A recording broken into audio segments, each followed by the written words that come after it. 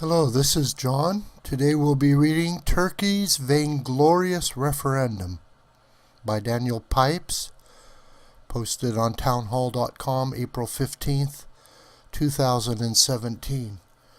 Daniel Pipes is director of the Middle East Forum and a prize-winning columnist since 2000, writing for such newspapers as the Jerusalem Post, Philadelphia Bulletin, National Post, Australian, L'Opinion, and La Razón. His website, danielpipes.org, is one of the most accessed internet sources of specialized information on the Middle East and Islam.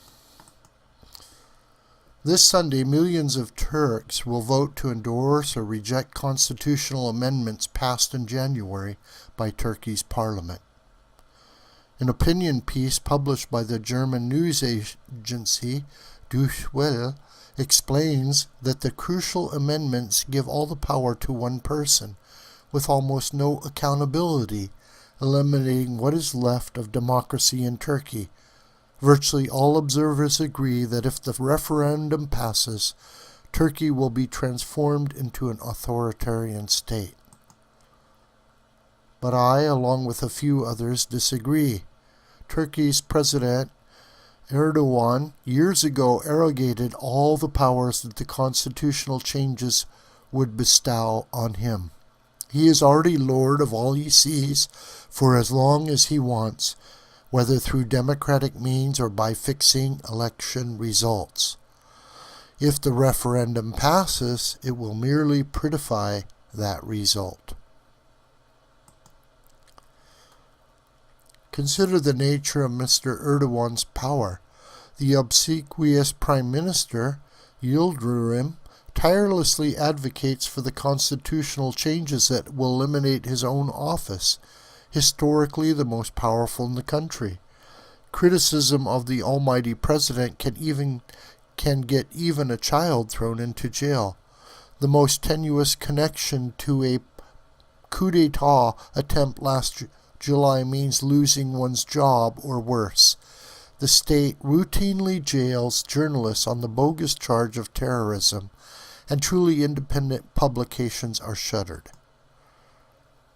If Mr. Erdogan has no need for constitutional changes, which amounts to a legislative triviality, why then does he obsessively chase them? Perhaps as added insurance against ever being hauled into court for his illegal actions. Perhaps to assure a hand-picked successor the power to continue his program. Perhaps to flatter his vanity. Whatever the source of Mr. Erdogan's compulsion, it greatly damages Turkey's standing in the world. When his aides were not permitted to rally Turks living in Germany for the constitutional changes, he accused the Germans of employing Nazi measures. He also compared the Netherlands to a banana republic after Turkish ministers were prevented from speaking in Rotterdam. This souring of relations has already led to a breakdown in military ties with Germany. Implicitly in threatening street attacks on Europeans hardly helped Mr. Erdogan's international standing, nor did allowing one of his close allies to call for Turkey to develop its own nuclear weapons. More damaging yet, the leader restarted a civil war with the Kurds in July 2015 as a gambit to win support of a nationalist party in parliament, a move that has already had dreadful human consequences. This insistence on doing things his way fits a pattern. Mr. Erdogan could have won visa-free travel for Turks traveling to Europe, but he refused a meaningless change to the definition of terrorism in Turkey's criminal code. He harms relations with Washington by making the extradition of Turkish cleric Gulen a personal fixation. He potentially disrupts relations with 35 countries by setting his intelligence services agencies to spy on pro-Gulen Turks. Former Trump advisor Michael Flynn tarnished his reputation by hiding his registering work as a foreign agent representing Turkey. This dictatorial narcissism increases the price of dictatorship by causing Mr. Erdogan to make unwarranted mistakes. A once cautious and calculating leader now pursues baubles that only generate enmities. This has damaged economic growth that fueled his popularity. Mr. Erdogan has turned into a self-parody with his 1,100-room palace and his Ruritanian honor guard. Where will it end? The president has two apparent objectives. First, Mr. Erdogan seeks to reverse Kemal Atatürk's westernizing reforms to reinstitute the Ottoman Empire's Islamic ways.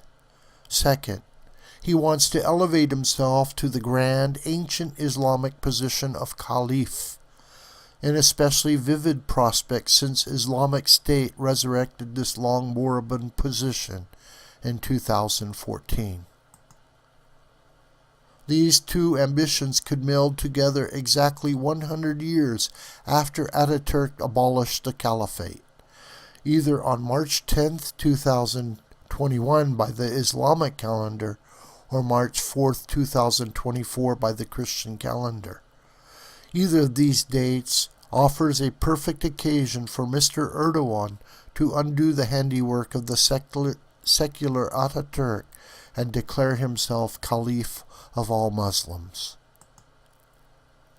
No one inside Turkey can effectively resist Mr. Erdogan's enormous ambitions. This leaves him free to continue in his erratic ways, stirring trouble at home and abroad. That is, unless he one day trips, likely over an external crisis. Meantime, Turks and millions of others will pay an increasing price for Erdogan's vainglorious rule.